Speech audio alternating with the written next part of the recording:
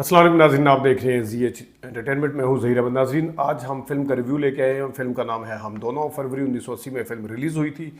इस फिल्म के एक यूनिक रिकॉर्ड भी है, वो आपको दिखाते हैं और उसके साथ बताते हैं इस फिल्म के बारे में।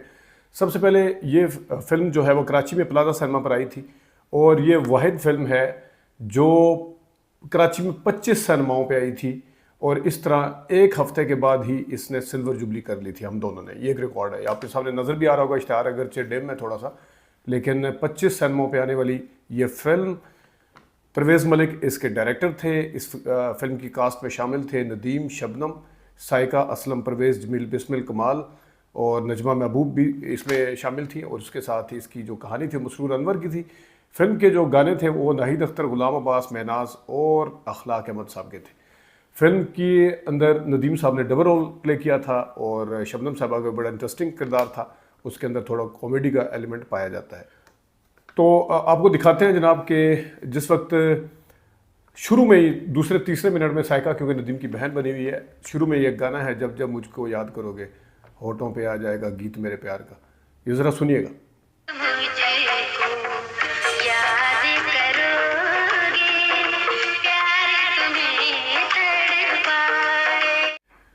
नाज़रीन, कमाल साहब जो थे उस वक्त काफ़ी ज़्यादा सीनियर हो चुके थे 1980 तक, क्योंकि बहुत पहले से फिल्मों में आ रहे थे। और इस तरीके से उनका जो किरदार था वो शुरू में आता है, उसके बाद दरमियान में गायब हो जाता है और एंड पे फिर आता है। तो ओवरऑल उनका अच्छा किरदार था। जिस तरीके से उन्होंने कंसीव किया था वो अच्छे तरीके से किया था। जिस तरीका जो दिखाना चाह रहे थे उसमें शुरू में वो कहता है कि हम स्मगलर को पकड़ेगा, इस तरह असलम परवेज साहब से वो किस तरह क्या सीन है उधर देखिए। गिरफ्तार कराएगा और लंगोट पहना के उनको 10-10 गोली लगवाएगा।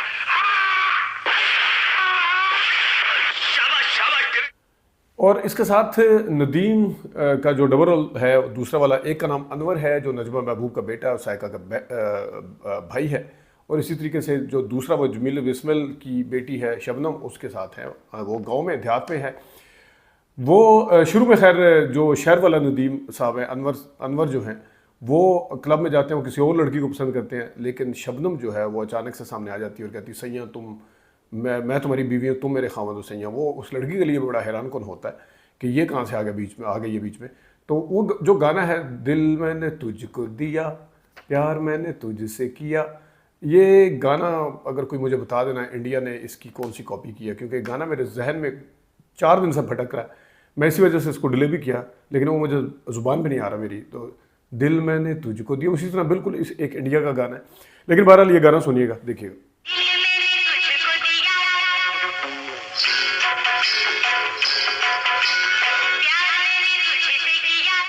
यही वाली जो शबनम है वो सैया सैया कहती हुई नदीम साहब के घर तक पहुंच जाती है। वहाँ नजमा और साइका भी होती हैं, नजमा महबूब जो उनकी माँ और बहन है नदीम साहब की। और नदीम साहब कहते हैं कि मैंने कोई शादी नहीं की। वो उसकी माँ भी शक करना शुरू हो जाती है कि क्या है। वो कहता है अगर तुम इतने हो तो निशानी बताओ क्या है। तो वो कहती है कि तुम्हारा एक जगह पे तिल है। वो किस जगह पे तिल है, वो बड़ा कॉमेडी सीन है। नदीम साहब किस तरह आते हैं, बताते हैं आगे। वो ज़बरदस्त, नदीम साहब का भी रिएक्शन बड़ा ज़बरदस्त है। और शबनम का जो बताती है किस तरीके से, बड़ी सिचुएशन कॉमेडी है, देखिएगा जरा। ऊपर यहाँ और जरा ऊपर यहाँ जरा पीछे। अच्छा, अब बीच में क्योंकि शबनम जो है वो एक देहाती बैकग्राउंड से है, उनका बोलने का अपना अंदाज़ है, कुछ लफ्ज़ों को वो अपने अंदाज से बोलती हैं। इसे नदीम भोले वाले भी अपने अंदाज से बोलते हैं, मैं बाद में आता हूँ। तो उसका ख्याल गाने में भी रखा गया है। बोलो सजना अपनी अखियों में बसइयों के नहीं, अपने दिल में बसइयों के ना ही। मतलब उसके अंदर महनाज ने गाया बहुत अच्छा है, लेकिन उसका ख्याल उसमें रखा गया है। तो ये ज़रा सुनिएगा, देखिए।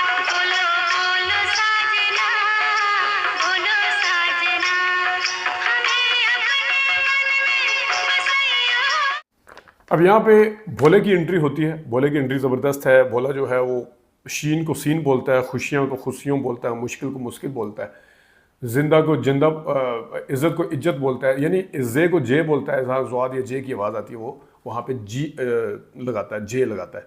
तो यह ज़रा देखिएगा, जे को भी वो सही तरीके से नहीं बोल सकता। तो आप इसको देखिएगा कि किस तरीके से उनकी एंट्री है भोले की, देखिएगा।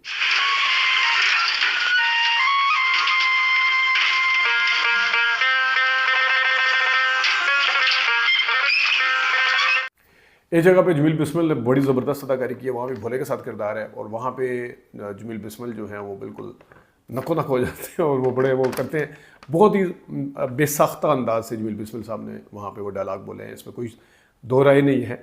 और नदीम साहब मौला कसम भी कहते हैं यहाँ पे। मौला कसम वैसे एक ऐसा वर्ड है जो कि अपने प्राइम में वही माज साहब भी कहते थे, शायद उससे पहले कहीं भी मोहम्मद अली साहब ने भी कहीं पे कहा हो मौला कसम, लेकिन शफू क्या थे वो, शरफू बने थे, शरफू के क्या, वही माज साहब अपने प्राइम में। लेकिन बहरहाल इसमें भी, लेकिन ये सीन का मकसद जमील बिस्मिल की अदाकारी दिखाना है, देखिएगा ज़रा। ये प्यार होती बड़ी जालिम चीज है। लोगों ने हमें मशवरा दिया कि अगर बालों से प्यार रचाना है तो पहले जड़ को पकड़ लो। लिहाजा हम दरखास्त लेकर चले आए हैं, हम मान जाओ मौला कसम, चिराग लेकर। फिर गाना है तू है नसीबों वाली, हमने तुमसे प्यार किया, अखलाक अहमद का गाना है। इसके अंदर वैसे मुझे जीम और शीन का कहीं जिक्र नहीं नजर आया, क्योंकि ना जीम वर्ड के अंदर, लेकिन ये बड़े साफ आवाज़ में गाया गया है। अगर महनाज को देखें वो शबनम वाले उसमें, तो भोले के जो लहजे थे उसको शायद ये कहीं पे मेल नहीं खाता, लेकिन गाया अलबत्ता अखलाक अहमद साहब ने अच्छा। दूसरा बेनिफिट ऑफ डाउट ये दे देते हैं कि उसमें शीन का कहीं वर्ड नहीं है और आगे जीम या उस तरह का कोई वर्ड नहीं, क्या आप कह सकेंगे यार, लेकिन है बड़ी क्लियर उर्दू में, देखिएगा।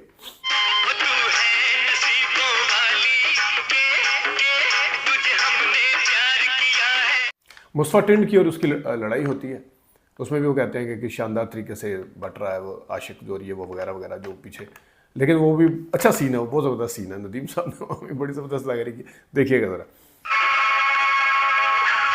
देख लो वालों, ये शानदार तरीके से पिट रहा है तुम्हारा आशिक, पर हम अपने वादों पे अटल हैं। हाँ, इन तक हाथ नहीं उठाया हमने कसम से। जिस वक्त मुस्तफा टिंड वो सारे बदमाशी करते हैं आके और सब खामोश हो जाते हैं, कोई नहीं बोलता, तो जमील बिस्मिल कहते हैं कि कल गाँव वाला तुम्हारी बेटी के साथ भी ऐसा ही होगा, आज तुम तमाशा देखते रहो, तमाशबीन बने हुए तमाशा देखते रहो। लेकिन इसमें थोड़ा सा एक है, यही मेहरबानी फिल्म के अंदर भी इशू था, वो शायद उसमें मैंने जिक्र किया था कि परवेज़ मलिक साहब बहुत टैलेंटेड डायरेक्टर थे, उनकी फिल्में बड़ी सक्सेसफुल हैं, लेकिन वो जो कहते हैं ना कि गाँव वाले उसमें ज़रा कम नज़र आते हैं तरीके से, वो ज़रा गुंडे से ज़रा ज़्यादा नज़र आ रहे हैं जिनकी रिसेप्शंस दिखाई हैं जमील बिस्मिल के बाद, देखिएगा ज़रा।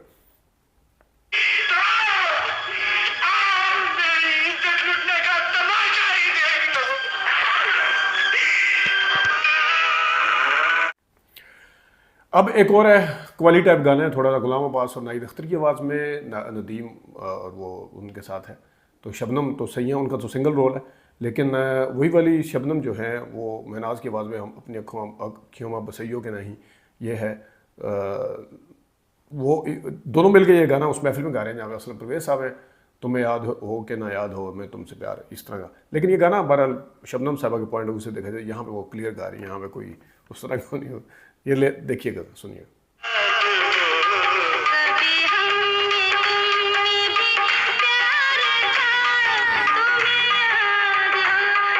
अब नदीम साहब जो भोला हैं वो शहर में आ जाते हैं और शहर में आके ज़ाहिर है दूसरा वाला बेटा जो गायब होता है ये बेटा बन जाता है। वो स्टोरी इस तरह की है, आता है वो, उनसे मुलाकात भी होती है दूसरे बेटे से, शुरू में सब चलता है यानी कि उसको कि वो मर गया, लेकिन एंड पे जिंदा निकलता है। लेकिन कमाल क्योंकि उसको ढूंढता फिरा होता है, अनवर को इसकी शक्ल उसी तरह होती है, वो ये जाके समझता है कि ये वही वाला बंदा है। तो अब यहाँ पे नदीम जो है, नदीम साहब जो भोला है, जो शीन को सीन बोलते हैं, लेकिन यहाँ पे बड़े वाज़े अल्फाज में वो कह रहे हैं हमसे शरीफों की तरह बात करो, शरीफों की तरह नहीं।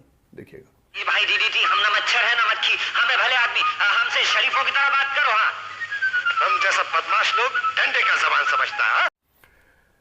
कमाल अदाकारी है नदीम साहब की। जहाँ पे इंजेक्शन वाला सीन है, इंजेक्शन लगाने के लिए जाते हैं, वहाँ पे ज़बरदस्त मज़ेदार सीन है, देखिएगा ज़रा। सर जरा अस्तीन चढ़ा लीजिए। अस्तीन चढ़ा ले, हम भी बहुत देर से यही सोच रहे हैं, दोनों ही चढ़ा ले। हाँ, दोनों चढ़ा ले।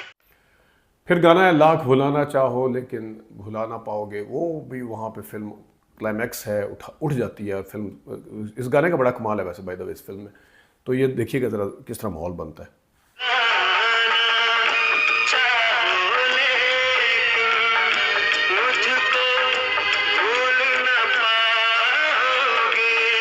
अगेन गुलाम अब्बास का जो गाना ये वाला इन आंखों में, वो भोला गा रहा है, वहाँ पे भी उसने शीन का इस्तेमाल किया है दो जगह पे। इन आंखों में खुशियाँ देखूँ और फूल से खुशबू जा सकती है, ना खुशियाँ का है ना खुशबू का है, देखिएगा।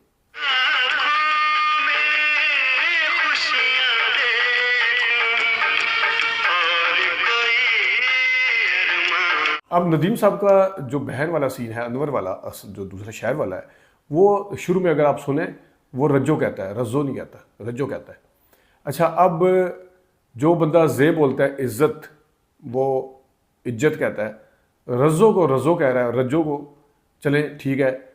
वहाँ पे एक तो ये तुक है कि जीमल जे और जीम थोड़ी सी गलत किया उसने, चले बेनिफिट ऑफ डाउट दे दे, हो सकता है वो जीम को जे बोलता हो, लेकिन इस तरह के कई पूरी फिल्में नजर आई है। एक और जो इसके अंदर है, आप इस पूरी उसमें सुनेंगे, नदीम पहले जो असली बेटा है नजमा महबूब का, वो उसको रज्जो कहता है, सगी माँ यहाँ पे रज़ो कह रही है, और जो भोले वाला नदीम भी रज़ो कह रहा है। ये तो कन्फ्यूजिंग था बहुत ज़्यादा, बाय द वे। ये परवेज़ मलिक साहब ने अगर गाने के अंदर इस तरह की चीज़ों के ख्याल रखे हैं, मैं ना से को आगे, फिर इस तरह की गलती उनसे मैं तो नहीं कर सकता। वो बड़े एजुकेटेड और इस तरह की चीज़ों का ख्याल रखने वाले थे, पता नहीं किस तरह निकल गया उनसे। देखिएगा ज़रा सीन। रज़ो बेटी, देख तो कौन आया है। भैया, रज़ो। हम दोनों फिल्म इंटरेस्टिंग फिल्म थी, मज़ेदार थी, लाइट उस पर थी फिल्म। देखा जाए फिल्म अगरचे थोड़ी सी तवील थी, लेकिन कहीं पे भी आपको वो नज़र नहीं आता। असलम परवेज़ साहब का भी बड़ा अच्छा काम था, कमाल साहब ने कम बैक किया एक किस्म का, फिल्मों में तो कम बैक था ही उनका एक किस्म का, उन दिनों में कुछ ज़्यादा फिल्में नहीं कर रहे थे, लेकिन इस फिल्म के अंदर भी जब दोबारा से आते हैं तो उनका किरदार, उसके अंदर थोड़ी सी जान डाली।